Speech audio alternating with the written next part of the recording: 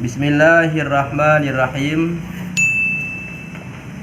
Dan daripada Nabi sallallahu alaihi wasallam sabdanya, barang siapa memudahkan dan meringankan akan sembahyang, niscaya disiksa Allah Ta'ala akan dia orang meringankan salat dengan 15 siksa.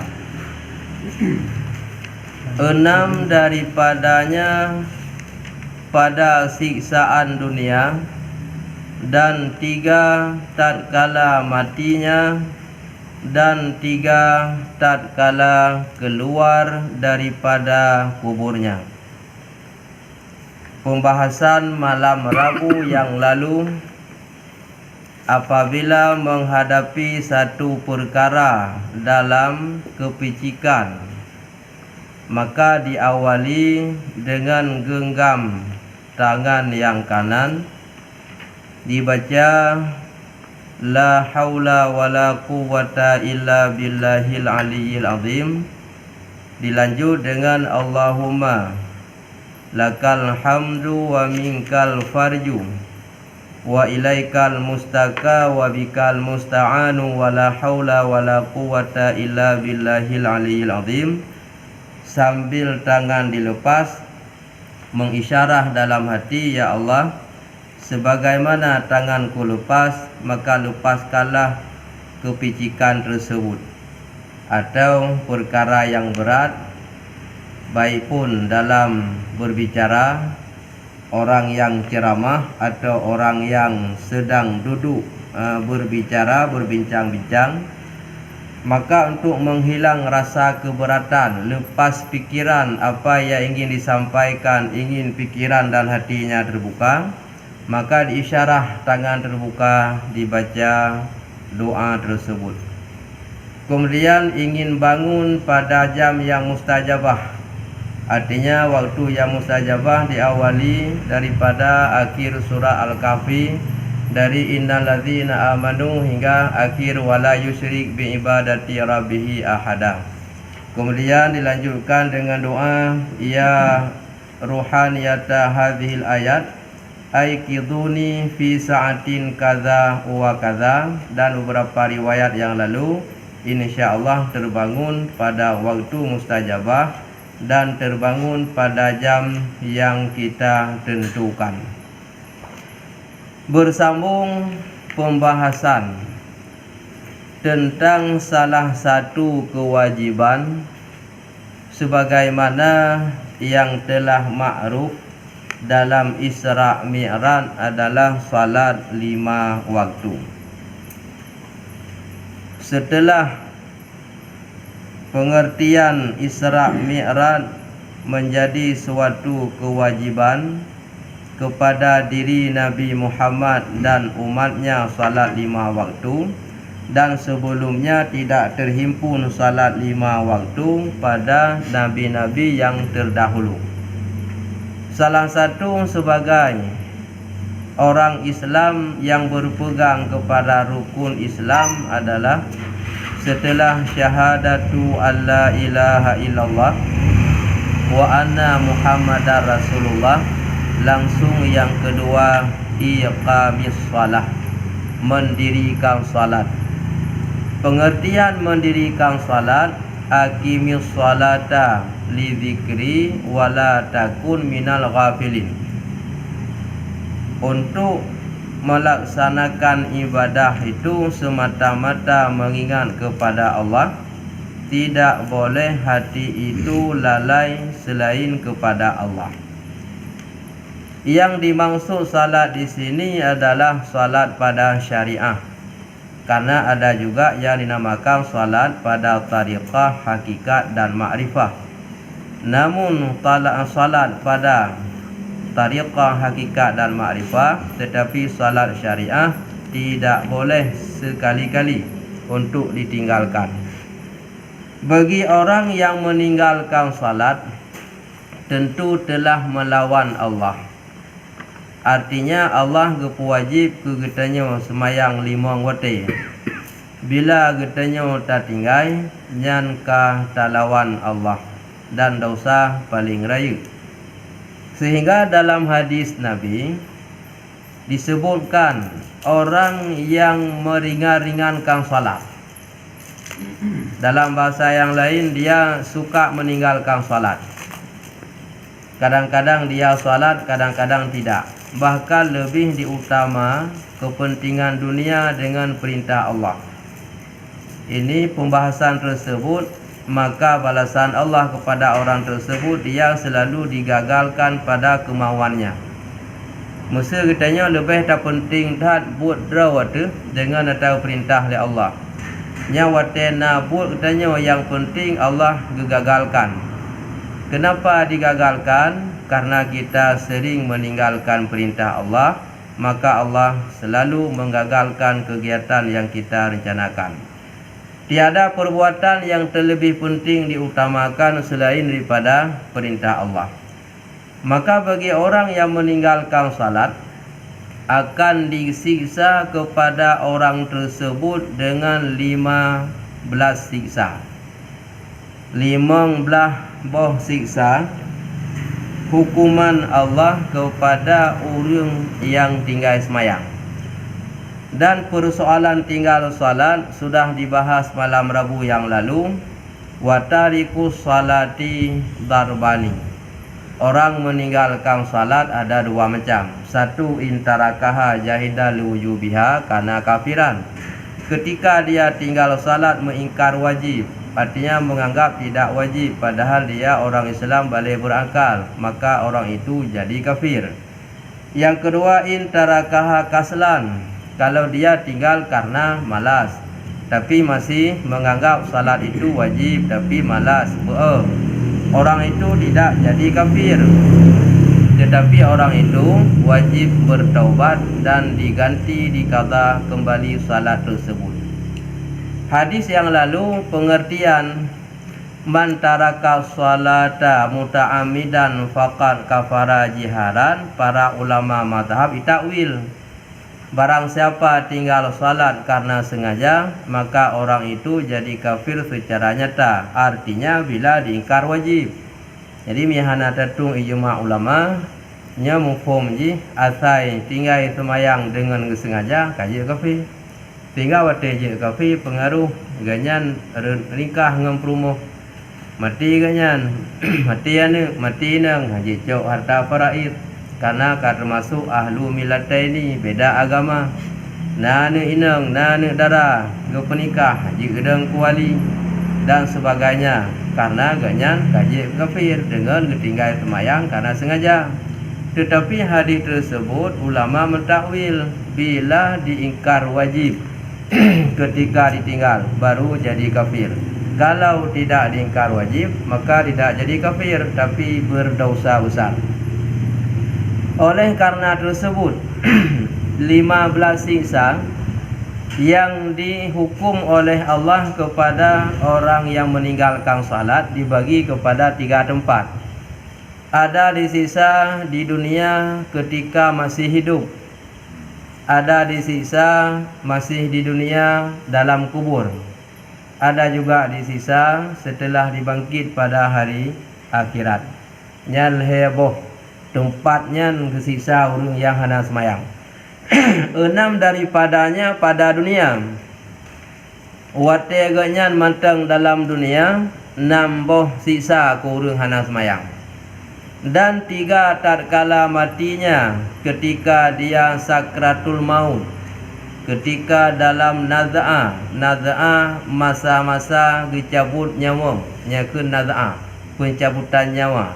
Atau yang disebut sakaratul maut, keadaan mabuk menghadapi maut. Yang di sini sangat menentukan keselamatan iman. Dan 3 tatkala keluar daripada kuburnya. Wate tubin niba kubur, artinya ke kiamat dunia. Nyan leboh siksa ke urung yang hana semayang. Dan pada setengah riwayat, dalam riwayat yang lain, tatkala bertemu dengan Tuhannya yang di atas 3 siksa ketika keluar dari kubur. Dalam riwayat yang lain pada ketika bertemu dengan Allah. Artinya makna keluar dari kubur kiamat dunia, makna bertemu dengan Allah juga kiamat. Dalam bahasa singkat, ketika pembangkitan hari balasan kiamat dunia, ada 3 siksa kepada orang yang meninggalkan salat. Adapun 6 siksa yang mengena akan dia pada dunia, maka yang pertama ditinggalkan berkah pada umurnya, siksa di dunia. Bagi orang yang tinggal salat dalam 6 perkara, yang pertama adalah dicabut berkah pada umur. Hanali berkat ba umur, artinya sejumlah umur sisa yang hidup tidak bermanfaat dalam agama. Puluhan tahun kita hidup, umur itu habis, tidak faedah dalam agama. Padahal kehidupan umur manusia bagaikan es batu. Es itu dipakai dan tidak tetap habis. Yang cikalan es batu tak kubah aja, tak pakai pi habis, handa pakai pi habis. Daripada habis kero tanpa terpakai, maka pakailah pada yang bermanfaat dalam agama. Jadi hanali berkat, ka gadah berkat. Naudip umpama ji 60 lehetun umu biasa kali. Nyan 60 lehetun nyan hanaruh lah ibadah. Memang na bacut lebih lu holain. Itu bertanda berkah pada umur dicabut. Dan kedua, menyapu Allah Ta'ala akan tanda orang salihin daripada mukanya. Kagu pegadah oleh Allah tanda salih bak muka. Hanali bersinar, hanali bercahaya, hanali tanda urung saleh bak muka. Nyan gara-gara ge tinggai semayang. Dan ketiga, tiap-tiap amal yang dikerjakan dia tiada diberi pahala atasnya. Dikerjakan salat sunat, puasa, zakat, haji, dan ibadah-ibadah yang lain. Walaupun amal lain yang dikerja itu amal akhirat, tetapi tidak diberikan pahala karena salat wajib tidak dikerjakan. Umpama bangunan tidak ada tiang, maka tidak bisa kokoh, tidak bisa berdiri. Adab yakin ge puasa, uro malam ingatnya ge ibadah, uro ge puasa, malam ge semayang, ge zikir, baca Al-Quran dan lain-lain, tapi semayang 5 waktu hana puput, maka ibadah tersebut ditawakuf dulu atau pending. Suatu saat bila dia bertaubat kepada Allah, dan kalau taubat itu sudah diterima, maka amal ibadah yang terpending dulu baru diterima kembali. Contoh mana? Kayaknya semayang 5 waktu hana, puasa getim, gum sedekah getim, gum ratib getim, baca Quran getim, nya hana gebi pahala. Gepuduk le ba tapoh sagau. Bila singa ka taubat kembali ka qada dan taubat ka diterima oleh Allah, baru gecok but yang borokonnya gepui dalam catatan gebi pahala. Bila hana taubat sampai mati katnya, kaka kebaikan yang puputnya hana gebi pahala. Nampu mah? Ya, hana taubat hana, payah taubat tapoh saah baru gebi buat yang genyan puput rokon. Dan keempat, tiada diangkatkan doanya kepada langit, yakni tiada dimustajabkan doanya. Siksaan yang keempat bagi orang meninggalkan salat, ketika di dunia semua doa yang dia munajah, yang dia mohon kepada Allah, doa itu adalah mardudah, artinya tertolak, tidak dimustajabkan, tidak diterimakan, semua adalah tertolak. Bahkan tamu doana keterima hana oleh Allah, yang salah sabah sebabnya hana semayang. Dan setiap hana keterima doa golom tentu karena hana semayang. Boleh jadi semayang tetapi makan yang haram juga tidak diterima doa. Makan yang haram, minuman yang haram, pakaian dipakai yang haram juga penyebab tidak diterima doa. Jadi kalau tidak salat, jelas doa tidak diterima. Setiap doa tidak diterima belum tentu karena tidak salat. Boleh jadi makan yang haram.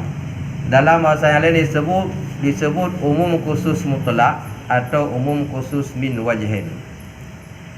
Menyo katanya hana atas mayang yang kajilah doa hana diterima oleh Allah.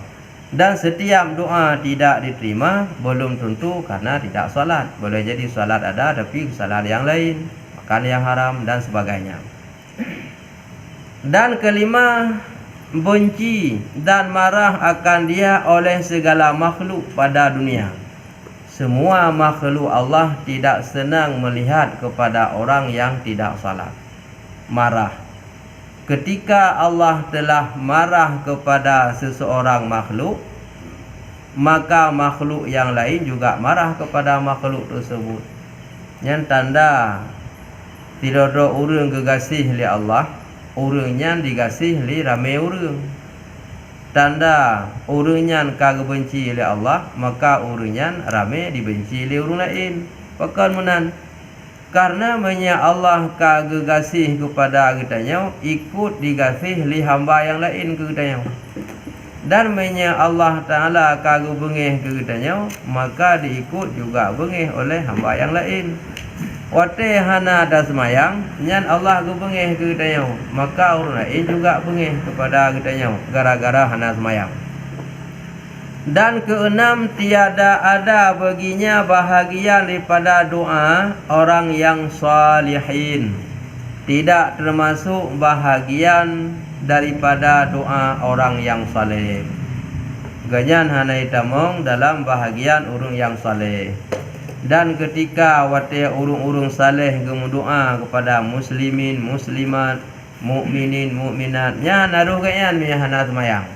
Karena dia berdoa, ya Allah ampuni dosaku, ampuni dosa dua orang tuaku, guruku, keluarga, saudara, sebagainya, muslimin dan muslimah.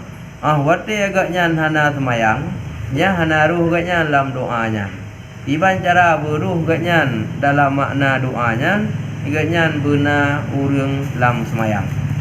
Itulah 6 perkara siksaan Allah kepada orang tinggalkan salat, siksa pada masih hidup di dalam dunia.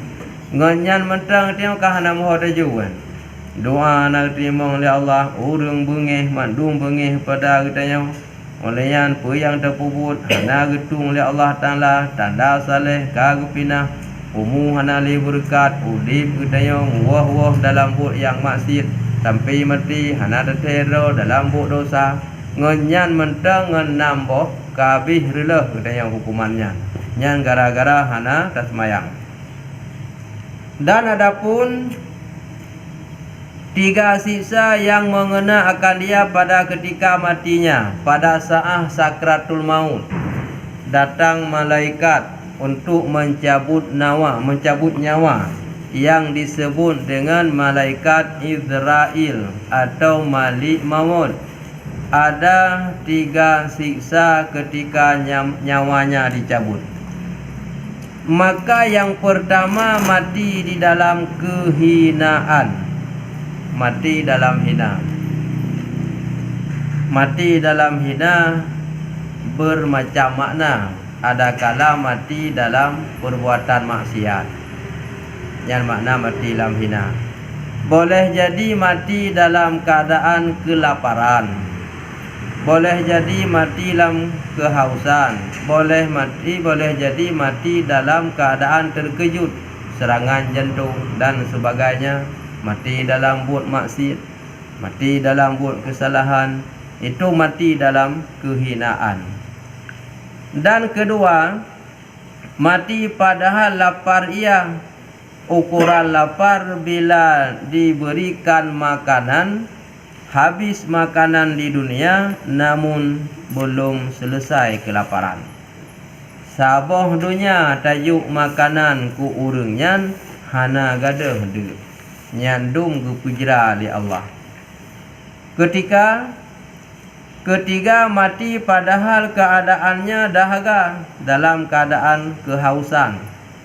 Habis air dalam dunia dituangkan ke dalam lehernya, mulutnya, maka tidak hilang kehausan.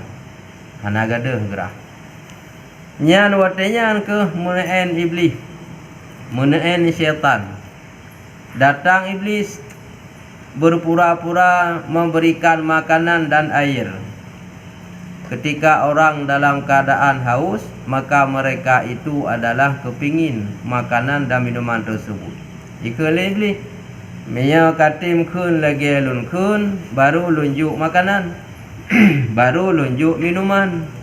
Apabila katim kun Allah Ta'ala dua, katim kun Nabi Muhammad sulit, katim kun begini begitu, nyo lunjuk makanan lunjuk iya, nyo kun kino yang sangat bahaya ketika orang dalam keadaan kelaparan. Dan jikalau diberi minum makan dia sekalian air laut dunia ini sekalipun, tiada puas daripada dahaganya. Abih ia saboh dunia tak pujib, hana pulih gerah. Bahkan dalam riwayat yang lain, ketika mabuk dalam sakratul maut, datang iblis menyerupai seorang ayah. Ida ngeraunun, wahai anakku, akulah orang tua kamu. Matilah dalam agama Yahudi, itulah agama yang paling baik. Yang dikunli iblis diperupahi Yahudi. Kemudian sebelah kiri, iblis menyerupai ibu kita. Wahai anakku, ini ibu engkau hampir mati saat melahirkan kamu. Matilah dalam agama Nasrani, wahai nak, itulah agama yang paling baik. Nyo pun cukup berat tantangan bagi urungan dalam sakratul maut, nyan pada saat nyawang guna tadi. Dan adapun 3 siksa yang mengena akan dia di dalam kuburnya setelah mati, akan tamu tempat dalam kubur. Dan kubur itu boleh jadi suatu kebun syurga dan boleh jadi suatu lubang neraka, tergantung siapa yang masuk dalam kubur.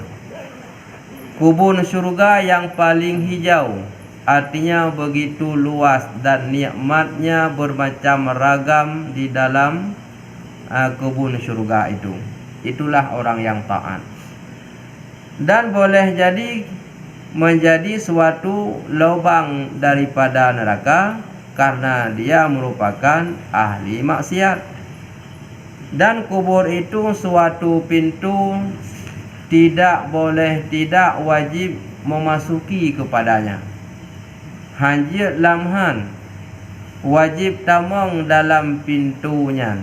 Dan kubur itu permulaan nikmat syurga bagi orang taat, dan kubur itu permulaan azab neraka bagi orang maksiat.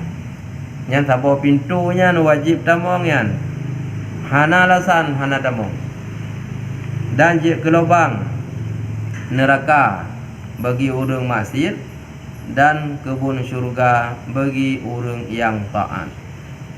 Bahkan apabila mereka itu pernah berzina ketika di dalam dunia, ketika dia masuk dalam kubur, maka 7 pintu neraka masuk api ke dalam kuburnya. Nyan ban 7 boh pintu neraka, nyan mesambung apui dalam kubur urang yang menzina hana getaubat masa idunya. Maka yang pertama dipeci Allah atasnya akan kuburnya. Yang pertama disempitkan kuburnya. Persoalan sempit kubur sudah dibahas 2 bulan yang lalu. Semua manusia merasakan. Seandainya tidak ada siksa kubur, sungguh salah satu sahabat Nabi, siapa nama, Mu'ad bin Jabal, sungguh selamat. Beliau juga terkena daripada picikan kubur, walaupun sekejap saja. Anak-anak yang kecil juga kena di dalam sempit kubur, bagaikan ibu memeluk anaknya kasih sayang. Lagi mak guum anak fiat pelih hajunya anak min. Seandainya bisa bebas daripada kepicikan kubur, maka sungguh bebaslah seorang tersebut, Mu'ad bin Jabal. Maka itu yang pertama.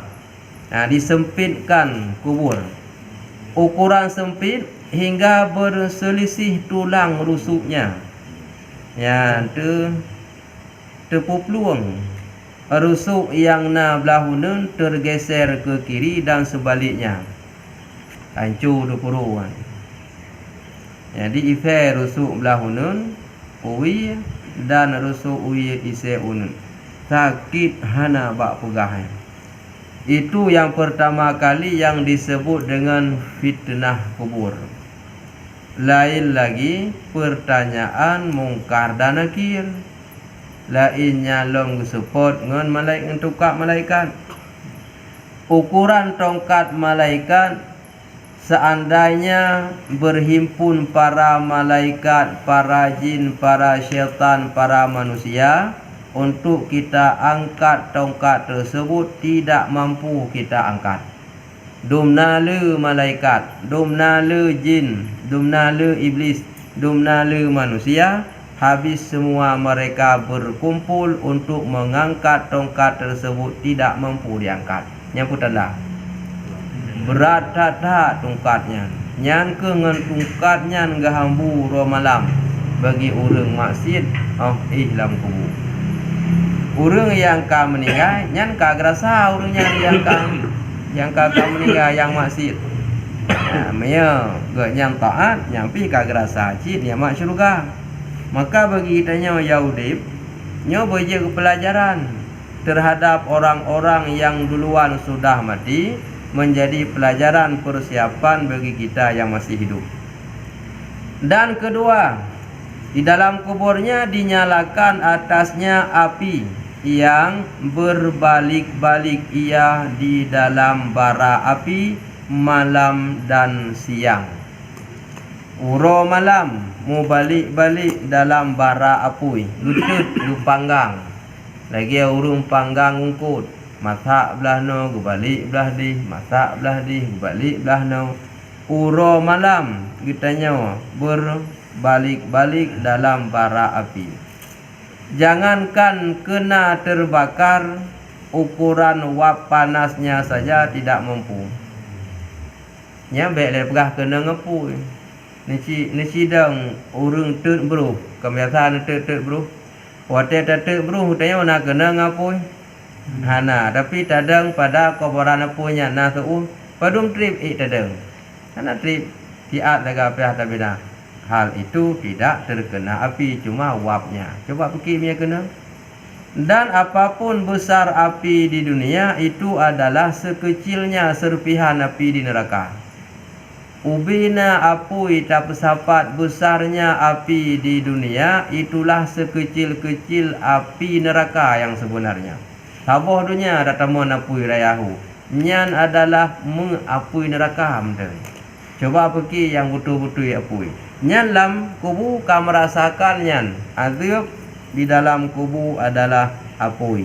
Apui pane api neraka, maka api tersebut bersambung lubang ke dalam kubur. Nyan berhati-hati udip. Karena tujuan kita udip persiapan untuk mati. Nyan tujuan udip persiapan untuk mati. Dan tujuan udip di dunia persiapan adalah udip di akhirat.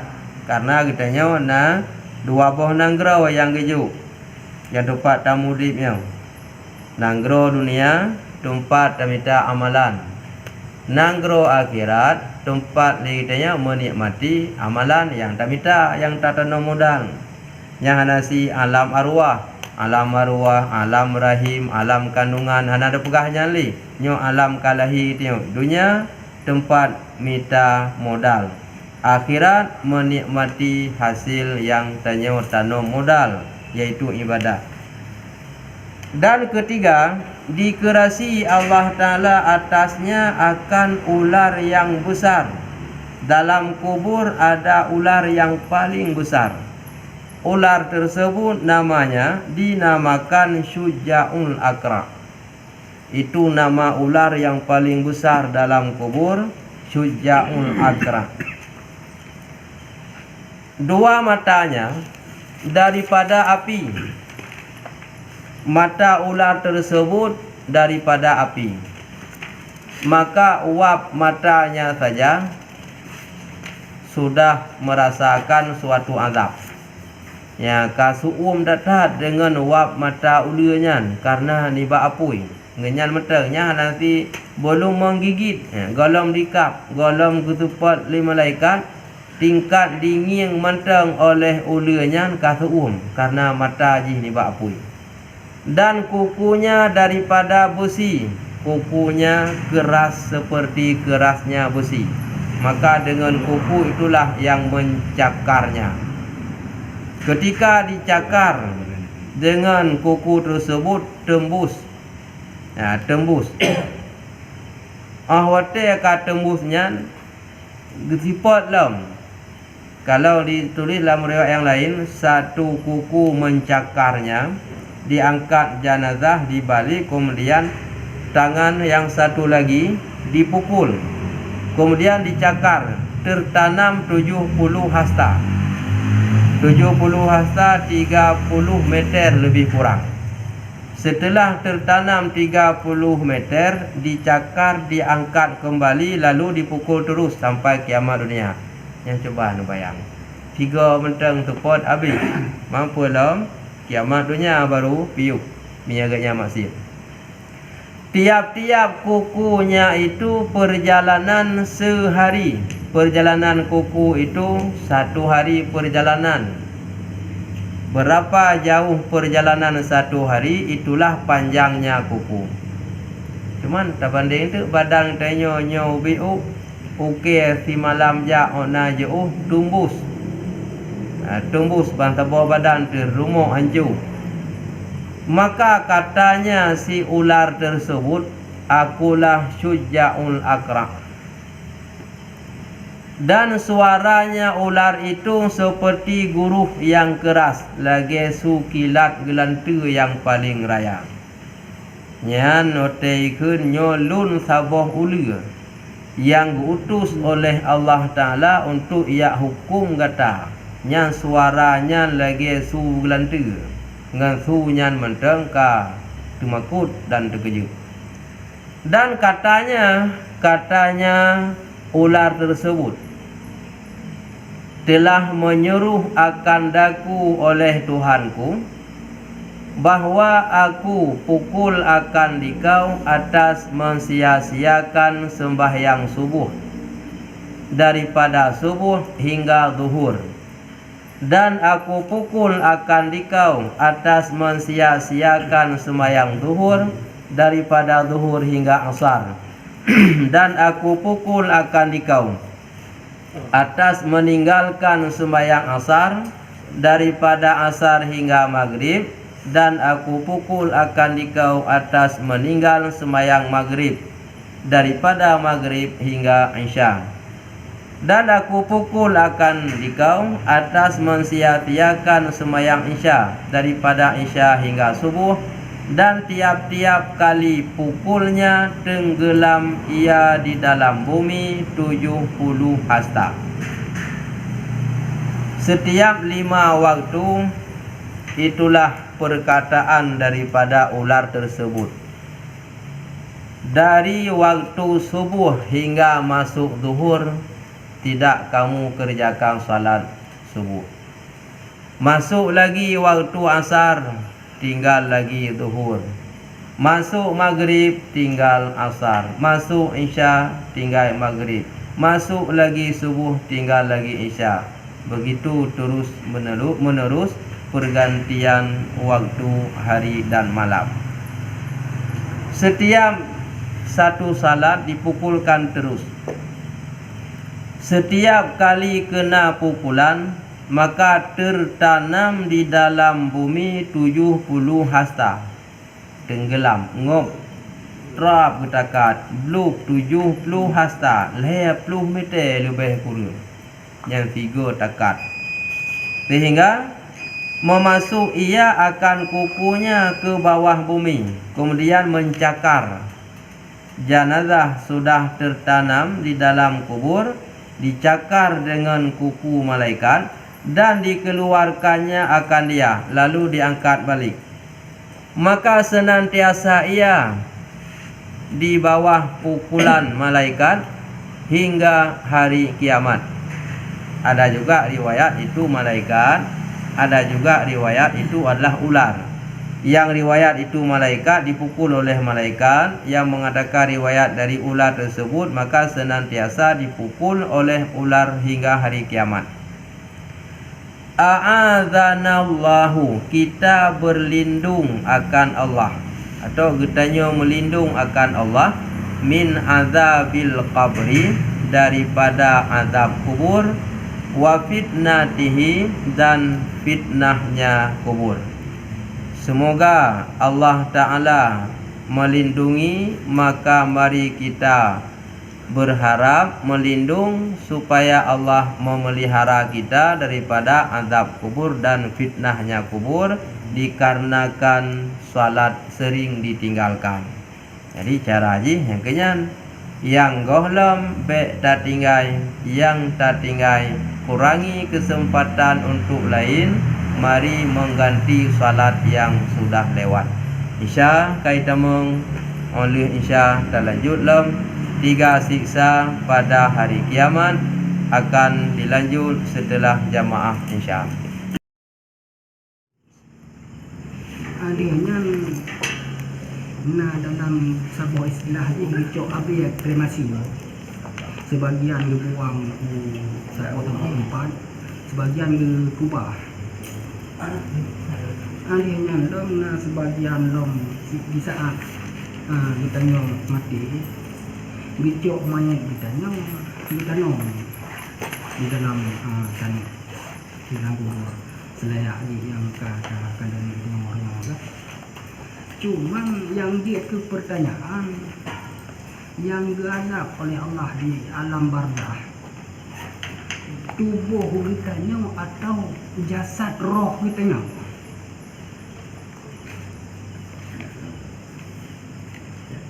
Roh kitanya atau tubuh kitanya yang disiksa di alam barzakh. Jadi yang pertanyaan ini yang ganti tubuh puru.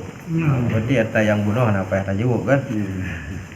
Bismillahirrahmanirrahim. Persoalan yang gedut, persoalan ini tu nya tago kan tanya. Jadi tajuk mentang tadro tu katanya orang yang Islam bermakna dalam semayang wate tasujud paken duaga. Nah, riwayat mengatakan ketika wate Allah menciptakan Nabi Adam, wate perintah kepada mandum malaikat sujud mandum illa iblis aba wastakbara wa kana minal kafirin, nyan yang hana sujud.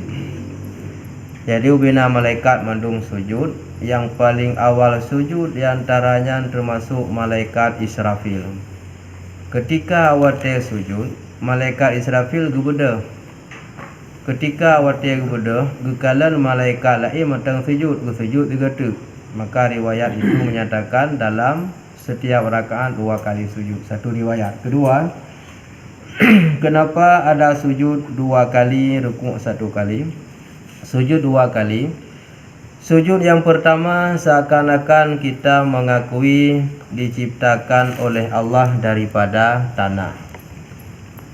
Yang sujud pertama, tak akui diciptakan oleh Allah daripada tanah. Sujud yang kedua, kita mengakui ketika mati masuk juga dalam tanah. Kemudian setelah hari kiamat juga dibangkit juga dari tanah. Jadi yang pertama bunuh tak akui kepujut dibak tanah. Olayan wate tabudah tadu antara 2 sujud tak akui dra wate gup tubit kena udunya guplahi nibak tanah. Sujud yang kedua orang mati datang mengelam tanah. Maka pembahasan kitanya adalah orang meninggal kubur dalam tanah. Karena kubur itu yang dah benar merupakan salah satu kubur syurga, menyaganya taat, dan kubur lubang neraka bagi gaknya maksiat. Maka katanya kita mengelam kubur. Yang azab itu apakah itu roh ataupun badan? Kedua-duanya. Ini kalau pegang dalam kitabnya sih. Dia nelap kembali pada bab akidah Ahlus Sunnah wal Jamaah, Asy'ariyah wa Maturidiyah wa Sufiyah. Jadi sini aku jelas akidah tauhid Ahlus Sunnah wal Jamaah. Kitanya dalam kubur gepuwo rasa udip dan ge pariksa ketika ge azab adalah bersama dengan jasad, tubuh dengan jasad. Ada juga yang meriwayatkan yang diazab itu adalah roh. Ketika roh yang diazab, maka tubuh itu juga sakit. Getamsilkan ketika mata uroi pai langit ahwate diblut pakan tuk kuno putih tuum. Padahal mata uroi pai langit wate blut mata uroi putih tuk kuno bumo. Begitulah ketika gazab roh, maka tubuhnya juga rasa sakit. Tetapi yang dikuatkan riwayat adalah bandua tubuh dengan roh kena azab. Kamu? Nah, dalam pertanyaan lain? Dalam kubur dan berlaku syafaat Nabi. Kalau dalam kubur berlaku amal ibadah rawatu. Dalam kubur berlaku doa-doa orang lain yang mentang udip. Seandainya bukan karena masih banyak orang yang hidup, sungguh sangat mudaratlah orang yang sudah mati. Karena manteng le urang yang udip gede doa, maka puilah mudarat urang yang mati dengan banyak doanya orang yang hidup. Syafaat Nabi tengah orang kiamat.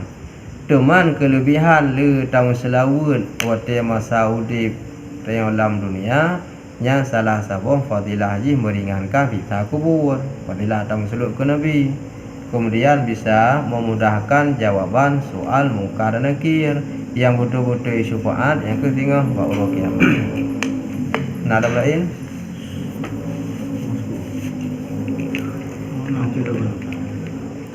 Ada mati pertanyaan. Punya lagi orang yang diungkut ataupun sejenis itu pada binatang lagi terbunuh gana, dan orang yang meninggal ya hanya dikubur itu lagi nabi. Nah, apakah berlaku siksa kubur yang dibahas menurut? Ya, orang yang meninggal boleh jadi dipajuk di binatang buas selamutan, atau diungkut, atau hanya terdapat kubur. Maka orang itu yang diazab rohnya saja. Keempat, kamu yang gazim cin. Jadi baik dah bekim no orang yang hana getanam dalam kubur hana siksa, tetap siksa, tapi disisa rohnya saja. Teman perkara tubuh ji kiban tetap sakit lagi umpama mata uro ipa ilangit hana kena ngangtanya. Tapi waktu iblis matauro na sakit na pedih seum. Ketika diazabkan roh maka tubuh juga sakit. Menyaga kira orang siksa kubur mesti benar tanam. Memang diolah le orang baik kena siksa kubur kakeh tajok manyet tak awet di rumah. Tak awet manyet atau lagi sisi murung Batak yang ke Islam. Nyan pur kuburan wanyan jauhnya natu gunung. Dan gunung pih batai setelah meninggal orang yang disaleh lewatnya disaleh mangat baik mubai anti baik nyan he bulan kemudian baru hasilnya tumbuh tikuh kubu tu gunung gede ya kuh le bacu he bulan baru tumbuh ikuh kubu. Jadi di anti baik mubai sebelum he bulan di rumah disaleh Turjang. Jadi orang yang baru ya tanam. Menya gara-gara hana lang kubu hana ganti kapai dah orang kafe. Orang kafe hana tanam. Boleh jadi banyak dia awet ikubah kakak hana kena tita kubu. Tetap Cuma kiban cara kita kamu orang Allah Taala. Atahana je guna atah yang kana lebih mudah dah. Mafhum gero Allah cara. Jadi be anggapan miakan dalam kubu hanang rita. Nyan diolah le urang mia menan mangan be rita be dia tanam dalam kubu. Tamita mantang pengawet tabu ye kereh. Ka ke hana tanam, ka hana kena rita kan. Keun menan rita kitab kenang. Kamu ho? Kita lanjut dalam sambungan pembahasan siksa kubur. Dan adapun 3 siksa yang mengena akan dia pada hari kiamat, maka yang pertama mengerasi Allah Ta'ala akan malaikat azab, menghilangkan dia kepada neraka jahanam atas kemuliaan mukanya. Pada ketika kiamat dunia, hari pembangkitan, ada 3 siksa kepada orang yang tinggal salat ketika hidup di dunia. Yang pertama, Allah Ta'ala akan perintah seorang malaikat untuk memukul orang tersebut pada tempat yang mulia, yaitu muka. Muka ke tempat mulia. Contoh kita yang terji poh legop lomba mbak ruang ada malay ke? Tapi poh legop deh mbak muka nama malay. Muka itu tempat mulia. Lagak deh urang kan mbak muka aja. Masa badal lagak muka mukurap na lagak lah itu. Tapi mia muka lagak walaupun badan mukurap tetaplah lagak. Mulianya nampak pada wajah, pada muka. Di tempat kemuliaan, yaitu pada muka yang dihila, yang dipukul oleh malaikat pada bahagian yang mulia supaya merasa malu. Contoh ni ipo lego ba muka kumong itu bi boitik juga muka. Yan ba tempat yang malai. Yang ke pumalai tengok. Giyu oleh Allah bak malaikat, giyu support bak muka. Dan kedua, menili Allah Ta'ala kepadanya dengan tilik murka pada waktu berhisab. Pada saat kita dipanggil antrian satu persatu diperiksa, Allah menili hamba itu dengan tilik yang murka. Bengih tat Allah Ta'ala. Contoh masa tanya watai periksa li tidauri periksa urung periksa kim kuroi kim ngan watai periksa beli ya tu yang gimana mungkin temakut tu ngan beli nya matang nyo dan jawab lain rong pegah yang hanai tanya ngeruh menjawab yang menjawab kena tai tanya jangan manusia. Teman coba bayangkan Allah Ta'ala ketika Allah melihat dengan lihat murka marah Allah, maka ketakutanlah semua manusia. Bahkan ada riwayat mengatakan ketika Allah menili umat manusia dengan tilik murka, hancurlah daging pada mukanya. Yang ketika Allah getilik ngiang bengih lihat marah, daging pada muka hancur. Duru hatho katanya rasa ketakutan tetakalan Allah gengi yang katanya rasa marah. Duru hatho katanya. Mufhum ke? Yan berat dah tahan. Pajan katanya ketika berhisab, karena kita ada satu saat diperiksa antrian satu persatu. Ada yang sekian bulan, ada yang sekian tahun, ada puluhan tahun, ada ratusan tahun. Sehingga anak katanya kadang merasa tenggelam dengan keringat sendiri. Itu bineru nayangom tumet butis lutut dada bahkan sampai tenggelam kepala dengan keringat sendiri. Buhu ngeruh roh. Ketika itu tanah yang kita pijak bumi dari perak begitu panas. Atuh perak tagideng hana tilok. Di atas kepala matahari ukuran sejengkal. Wajar tanya buhu ngeruh. Sabuh-sabuh. Tema mata kenang giliran urung-urung yang trip udip. Umat-umat Nabi yang dahulu mereka lama hidup. Jadi banyak hidup, banyak perbuatan, banyak pemeriksaan, abijnya, abij, cukup trip antrian itu nah. Membak galan minyak mentang galan. Kuatir tak betul mi membak galan naga bina 10 raw. 6 karat. Mengkarat. Putih ji amban itu enggak becut saya dari tiang biu. Tun enggak saya. Yang tanda mengkarat. Tidak mampu kita berhenti berlama-lama, ingin mengkarat-karat. Cuma padum ro saganya bak galan minyak cukup tapi pada preh padang masyar hana dat orang pegah seluruh umat yang na masa-masa Nabi awal danyo hana dat urungnya hana galang danyo tinggal tahu mendum di padang masyar, di tempat yang paling luas mana mahsyar, tempat perhimpunan tabuh-tabuh gehui. Maka murka Allah melihat kepada orang yang tidak salat waktu di dunia. Maka jatuh daging mukanya. Yang kau pegah ke? Ketika Allah melihat dengan tilik murka, waktu itu jatuh daging mukanya, duruh asau bak muka karena rasa ketakutan. Dan ketiga, dihisap akan dia orang tinggal salat pada hari kiamat setelah bangkit oleh Allah Ta'ala sebagai hisap yang sangat bagi orang yang ada atasnya daripada bertambah hisap pada masa yang panjang, dan menyuruh Allah Ta'ala dengan dia kepada apa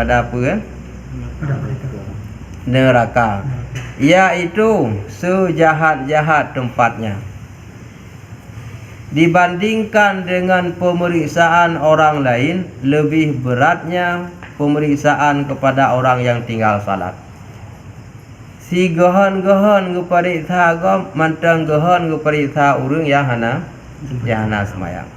Selama-lama diperiksa orang yang lain, namun masih lama lagi panjang waktu diperiksa orang yang tidak salat. Orang lain trip periksa, lebih trip lah urang hana semayang. Orang lain berat periksa, lebih berat lah hanlih periksa orang yang hana semayang. Berat buatnya. Karena apa kan? Sudah benar di awal bab, kalau tidak kita kerjakan salat, amal yang lain ditawakuf, dipending, tidak diterima. Berarti ulai buat semayang limong waktu. Karena semayang, kebaikan yang lain walau sedikit diterima. Kalau tidak salat, banyaknya amal yang lain tetap ditolak. Makanya berat buat semayang. Dan pada setengah riwayat, dalam riwayat yang lain adalah pada tangan malaikat azab itu rantai. Malaikat yang memukul pada bagian muka, riwayat di atas. Dalam riwayat yang lain dipakai alat pukul oleh malaikat itu, pada tangannya ada rantai. Rantai bukan lagi dari besi, tapi rantinya nibak api. Dia namanya rantai, tapi api. Panjangnya 70 hasta. 70 hasta panjang rantai dari api tersebut. Yang kenganyan ke tempat oleh ke putar, ke tempat mu palit, ke tarik. Ya, ke tarik. Ditarik, maka dikatakan, maka dikenakan pada lehernya. Ya, kenalah pada leher dengan rantai besi. Maka setelah kena pada leher dengan rantai besi, maka dimasukkan pada mulutnya. Rantai itu dimasukkan dalam kerongkongan. Nah, dalam rekuang katanya mau keculok, dan dikeluarkan dia pada zuburnya. Gede rawisi getarik. Gesak ranti apui dalam bawah, getarik rat wisi pribadi gede. Coba bayangkan, nyan apui, ranti ni ba apui. Setelah itu kemudian dihila akan dia atas muka, dipukul lagi, getintak, getarik, getepot, gecawi bak muka. Betapa banyaknya orang di hari kiamat dipermalukan di hadapan mereka yang banyak. langkawan dia mesti mana ipoh legop taah tiro tu hana tokalan dak takit hana tak male nyo sengaja ipreh langkawan tu langkawan paling ramai langkawannya ipoh nama le dia. Itulah dipermalukan. Kenapa? Di dunia tidak malu kepada Allah, berani melawan Allah sekarang. Itulah alasan akibatnya karena tidak diindahkan perintah Allah. Ya, genyan nya alasan hana temayang. Makanya genyan akibat sebab upoh yang berat lagi. Maka berseru-seru malaikat, inilah balasan orang yang meninggalkan fardu. Inilah kesalahan orang yang tidak kerjakan salat wajib. Inilah balasan kepadanya yang disuruh oleh Allah Ta'ala. Kemudian dibawanya ke dalam neraka. Lehjan ke baru getik dalam neraka. Padahal sebelum dimasukkan ke dalam neraka, dari sebelumnya sudah dahsyatnya kena azab perisa bunuh tidak tahan. Oleh yang ketuput dalam garanti apui bunuh buat muka paling malai lang kawan. Ngenyan mentang kalau ngetik dalam neraka berat tak kah? Manda banding dalam ngetik dalam neraka. Mereka dalam neraka hana tuh bayang li. Oban tubuhnya ange kemudian gegantau dengan tubuh yang lain. Setiap tubuhnya yang terbakar kena api hancur, lalu Allah mengganti tubuh seperti yang semula, kemudian dibakar terus supaya terasa sakitnya siksa azab neraka. Nyolong baca kitab lain mecut menyangkut dengan siksa kubur. Sehubungan dengan orang yang tinggal salat adalah ada siksaan kubur. Persoalan tentang kubur. Satu hadis, al-mu'minu fi qabrihi raudhatun khudara. Orang mukmin masuk dalam kubur ibarat masuk dalam kebun yang paling hijau. Wa yarhabu lahu qabrahu sab'ina dhira'an. Luas kuburnya 70 hasta. Nyauru mukmin. Wa yadhi'u hatta yakunu kal qamari lailatal badri. Kemudian bersinar atau terangnya kubur bagaikan hari malam ke-15 bulan. Ura ke-14 malam ke-15. Seperti bulan purnama ke-15 hari, itulah cahaya bersinar dalam kubur orang yang mukmin. Luasnya kubur 70 hasta. Kemudian bagaikan masuk dalam kebun yang hijau, dalam kebun yang serba ada. Namanya orang mukmin tamang dalam kubur. Tetapi kalau orang maksiat, orang kafir atau orang Islam tapi maksiat, seperti pembahasan yang di atas, bagaikan masuk ke dalam lubang api. Yang tergantung siapa yang masuk itu maksiat ataupun dia orang taat. Dalam hadis berikutnya, qala Nabi sallallahu alaihi wasallam, "Lau anna bani Adam alamu," sekira bahwa sungguh manusia diketahui, kaifa azabal qabri, bagaimana dahsyatnya azab kubur, ma nafa'ahumul aisyu fid dunya, sungguh tidak ada manfaat lagi kehidupan di dalam dunia. Fata'udzu billah, kita berlindung kepada Allah min azabil kabri, pada azab kubur. Nyan kepegang sekira manusia bisa diketahui betapa dahsyatnya azab kubur, sungguh kita tidak lagi merasakan nikmat hidup dalam dunia. Kabu bak sibuk tak minta peng.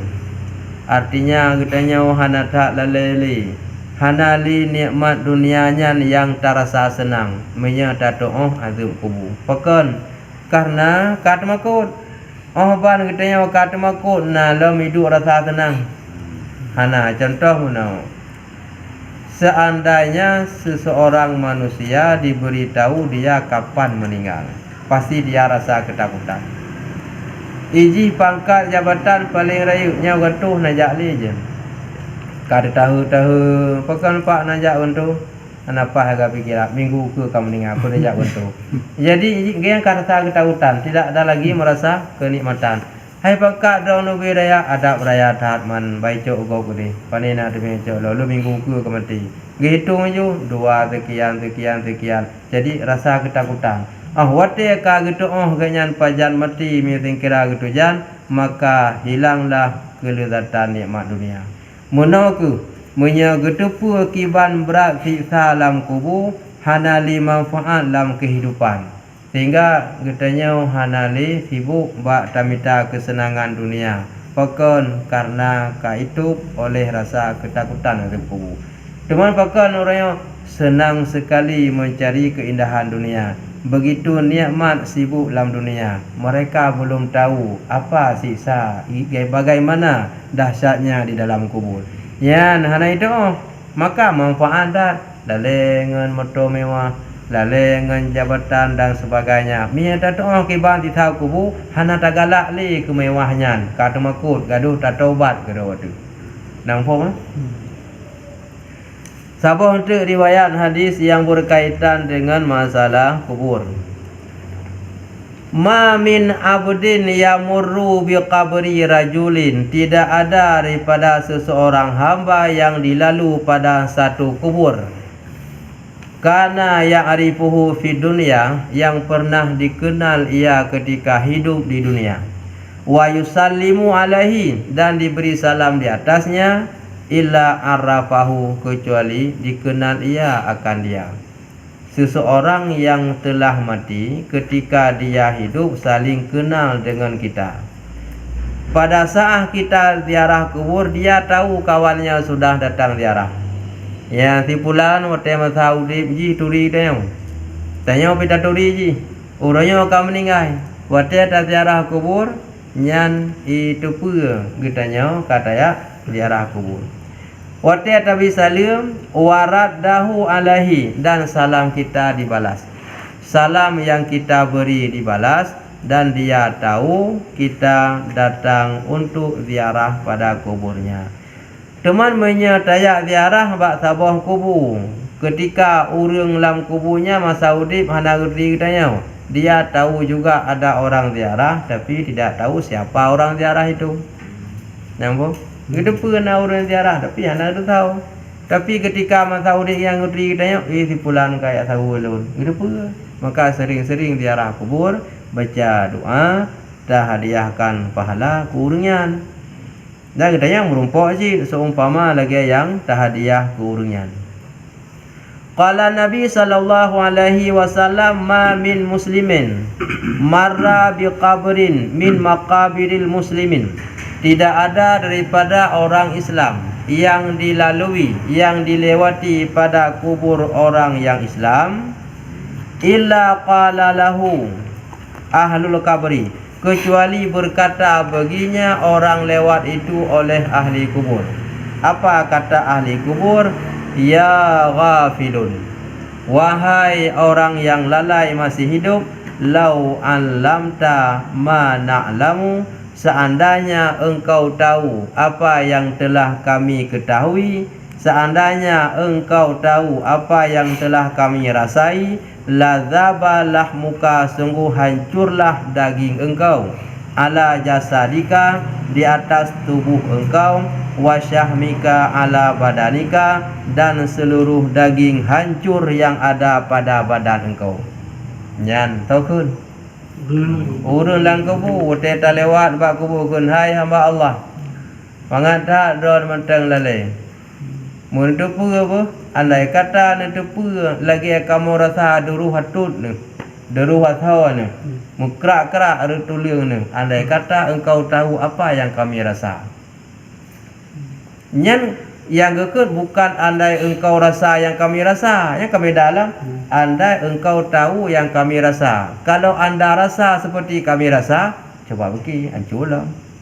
Tingkat tak terpura mentang yang kanya rasa, nyandung merasa tumaku duruh tahu patah ngan tulung patah patih nya tingkar ada apa menya andai kata tak sang urungnya oh mahnya hana doang pegah maka oleh karenanya ketika kitanya tetajak bak kubur menan ke liur dalam kubur satu saat kita masuk juga ke dalam kubur akan kita berkata pada orang yang hidup akan menziarah kita maka biasa kita yang dalam doa kurung yang dalam kubur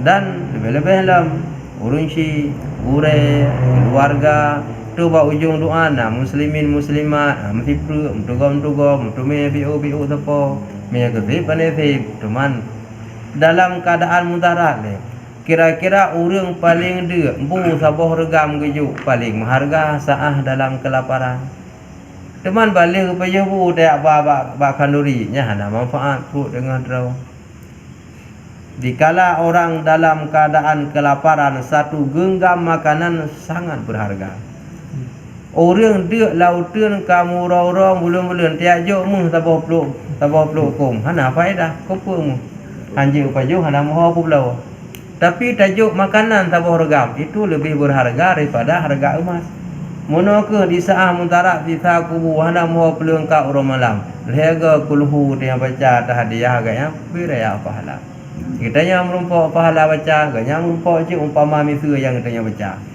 maknanya tak lewat lah katanya babak kubur keun hai hamba Allah 40 ro lun ka gepu pri azab kubur dan 40 ro gepu penguh lun yang dalam kubur bersering-sering ni lewat berdet kamu yang keun urang yang dalam kubur tingkah urang beut mentang lewat apalagi urang sombut lebih mulia bak urang beut yang manfaat tingkat dilewat mampulang gum doa sabah tu hadis qala sallallahu alaihi wasallam innal abdal maita bahwa sungguh hamba yang sudah mati idza wada'a fi qabri apabila diletak dalam kuburnya wa qa'ada dan diperduduk ia ya wate kata pu dalam kubur nya keparisa kepeduk di dalam kubur bai beki ki bang kepeduk meno ka subaya puasa Allah ke lagi tanya beki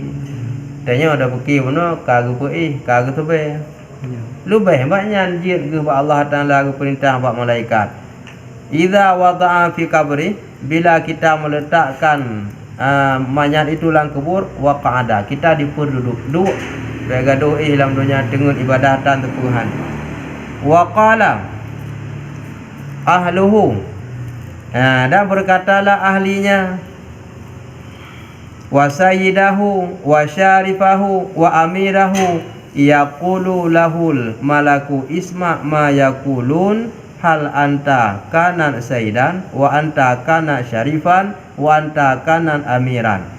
Jadi orang lagi yang kena urung Yahudi upegah ti pulang je masa Yahudi muno gekele malaikat cidenga pui pegah betul kah ge pegah lagi pekah tidak urung haya tidak urung raja tidak urung hebat mayang gurai pegah agom di pulangnya masa Yahudi pencuri mereka dalam mati ji ka amal kampung kadenga ti pulang je pu betul kah pencuri pu betul kah rupa ini habis mengkarat dia man maka pegah orang kau meninggal hang bi pegah li yang buruk-buruk pegah lah yang god bagi timplak di manjat pendengar dengar pui pegah mufo qala yaqulul maitu ya laitahum yaskutuna fayadghadu daghtatan yakhtalifu minha itla'u mudah-mudahan urung yang pegahnya yaskutu naik iem gede be pegah-pegahnya le tak male tu hotel tinggal malaikat punya menan male dah mudah-mudahan hai urung de be pegah le tanya mengkarat tak lu ino gede plak le malaikat yang ke nuru yang dalam kubur nampak faham kembali kepada persoalan pembahasan yang dibahaskan tersebut bahwa berkaitan dengan siksa kubur itu benar-benar sangat berat dan dahsyatnya dosa kepada orang yang tidak kerjakan salat. Ada pertanyaan? No. Ya, singkat-singkat macam pertanyaan supaya mengerti betul. Cina pertanyaan. Bismillah. Dia pun masalah kaidah. Kaidah aku ya. Sebab na tabuh jinu pernyataan bahawa saji awat dia tidur dua katanya kata mati, yang mana roh katanya reinkarnasi tiba itu. Roh dia Tidak dibawa ke alam barza, diinkarnasikan kepada jasad yang lain. Ya, lagi kan. Jadi awat di posisi pemahamannya tak percaya oleh katanya yang Islam. Apakah rusak kaidah katanya, rusak iman katanya, ataupun yang bagaimana? Sebelum malaikat mencabut nyawa seseorang, apabila seseorang itu dia ahli ibadah, maka wajah malaikat itu begitu cantiknya, menyenangnya hamba itu. Kalau orang itu berbuat maksiat, maka wajah malaikat pencabut nyawa berubah seram dan rasa ketakutan. Kalau yang meninggal itu orang salih, orang taat, kita yang hidup menguruskan jenazahnya, nyawanya dinaikkan oleh malaikat, diperintahkan oleh Allah, disuruh mandikan nyawanya dengan air yang ada di dalam syurga, dikafankan dengan pakaian yang ada di syurga, dan disalat jenazahkan oleh para malaikat, para roh tersebut. Ketika sudah selesai dimandikan jasadnya, maka diturunkan kembali roh yang sudah dimandikan, dikafankan, disalatkan oleh malaikat.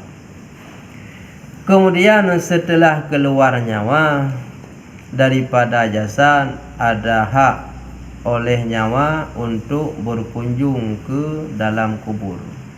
Kenalkan, ya tahu Allah hai mutuah, dulu engkau begitu gagah waktu bersamaku, sekarang kita sudah berpisah. 3 hari kemudian dikunjungi lagi, sudah berubah, menangis. Betapa kuat engkau waktu bersamaku, kemudian berubah. Itu ada riwayat. Setelah 40 hari, maka nyawa itu baru ditempatkan pada tempatnya yang tertentu. Orang maksiat ada tempat yang tertentu, orang yang taat juga ada, orang yang kafir juga ada tempat, para roh nabi dan rasul, orang syahid, alim ulama, orang jahat sebagainya ada tempat. Ini setelah lewat masa 40 hari.